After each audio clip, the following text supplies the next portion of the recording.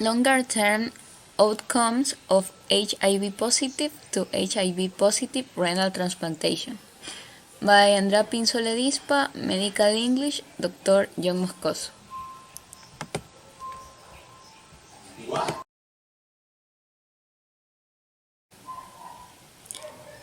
HIV definition.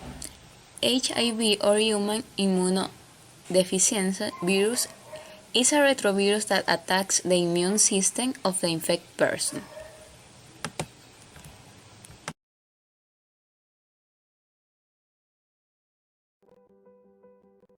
I've been HIV positive for quite a while.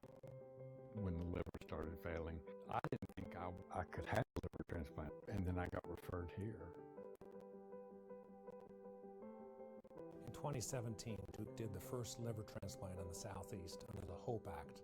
The HOPE Act was federal legislation that allowed the use of an HIV seropositive donor into an HIV-positive recipient. When I first came here and talked to you, you gave me two options. You said, you can say you want a non-HIV liver, or we have the HOPE Act where you can accept an HIV liver and maybe get it sooner. And I liked that. And I'm not afraid of the HIV. Not after being treated for so long. I wasn't afraid of that. So I was very willing to be a part of that and hopefully to help future people that go through the same thing. There's almost two parallel teams working together. There's the surgical questions of, is this a good quality liver, irrespective of the HIV? And then from the infectious disease perspective, irrespective of the quality, is the HIV matching going to be adequate? They've all been so great and had my best interests in mind. So it was a great Christmas present. We're thrilled that so far, not only is he doing really well, but I think operationally we're able to prove that yes, this is something that we really can do and do very successfully.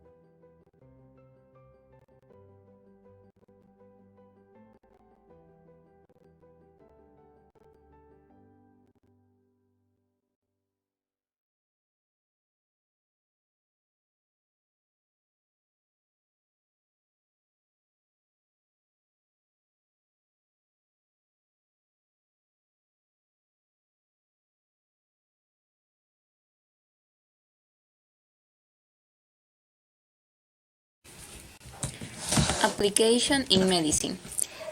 Specifically, HIV attacks and destroys CD4 lymphocytes, which are a type of cells that are part of the immune system and are responsible for the manufacture of the antibodies to fight infections caused by these external agents.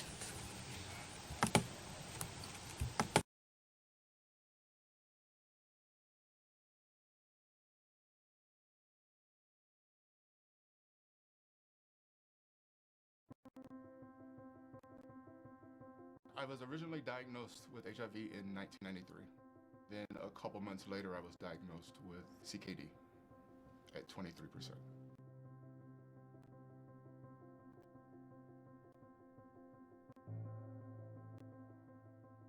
I basically thought I had 2 years to live.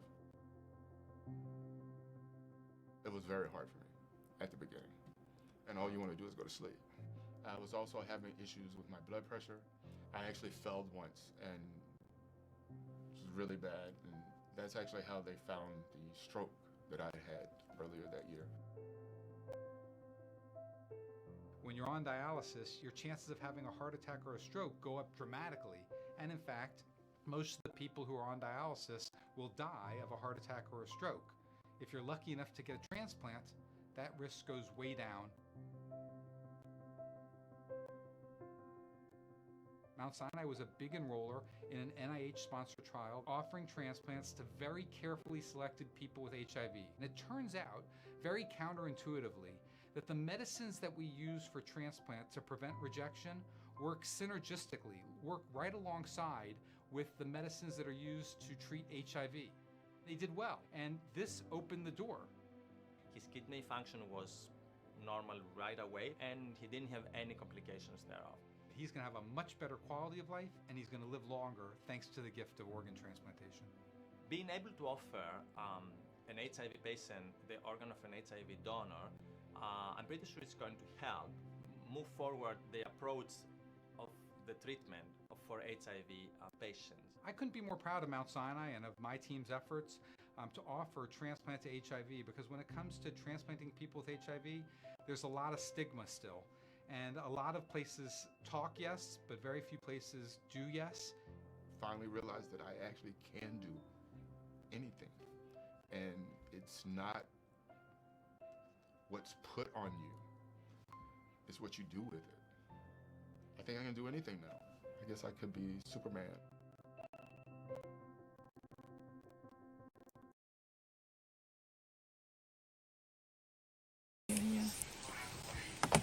Pros. Transplant renal can now be performed on people with HIV. Criteria these patients must meet to access kidney transplantations. CD4 count greater than 2,000 cells, MN3 for more than 6 months. Undetectable viral load. Stable antiretroviral treatment for more than 3 months. No complications of HIV.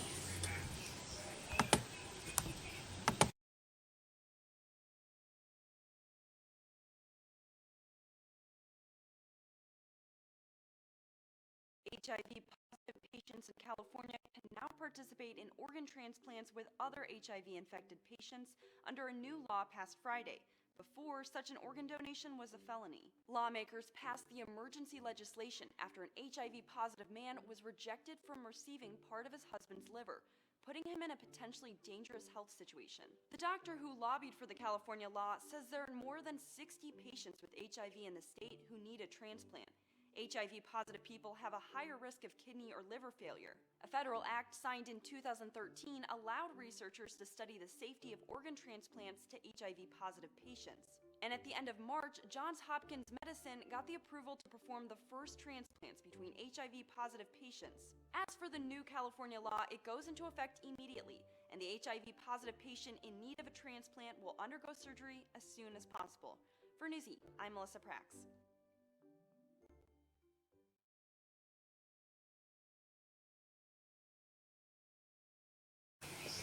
Cons. Kidney transplants cannot be performed for all people with HIV, as this can sometimes make their condition even worse. The side effects of drugs.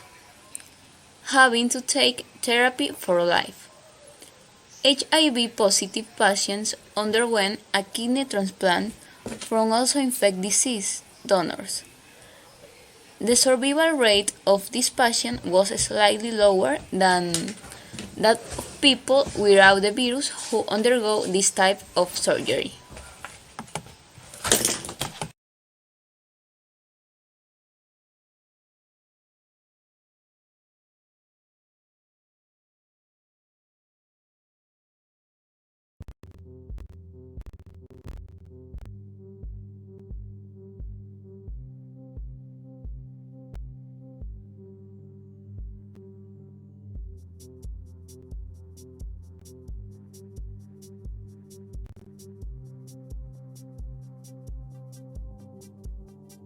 We were throwing away organs from donors infected with HIV just because they were infected with HIV. These were potentially perfectly good organs for these patients.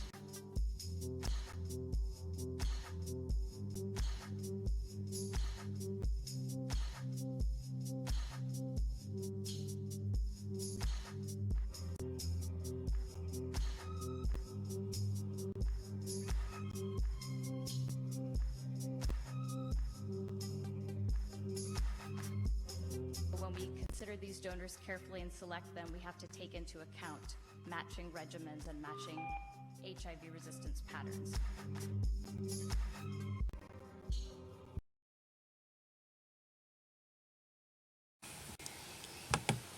issue applied in Ecuador. In the country, kidney transplants had not yet been performed from people with HIV positive to others who are in the same situation.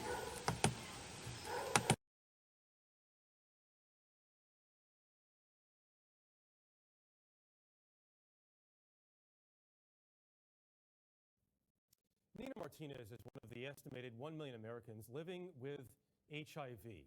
The virus and medications used to treat it can damage the kidneys. But that didn't stop Martinez from donating one of her kidneys, which is healthy, to an anonymous recipient, a stranger. Errol Barnett has more on a groundbreaking surgery.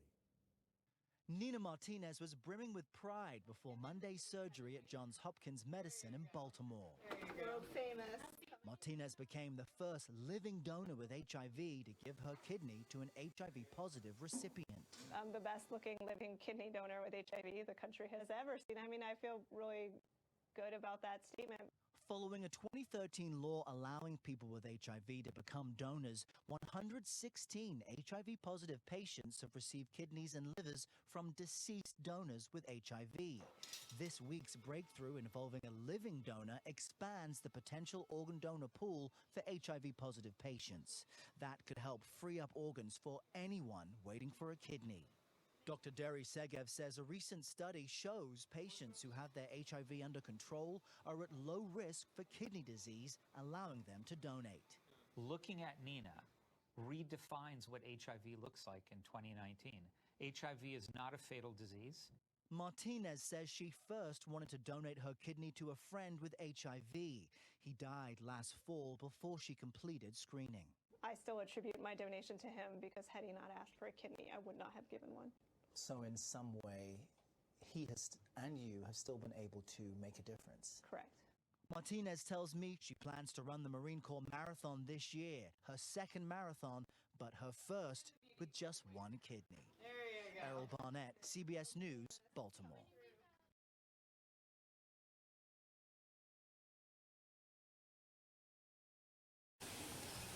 Conclusion. In conclusion, medicine has been a great advance, so much that nowadays a kidney transplant can be performed between a living donor with HIV to another who also has the virus.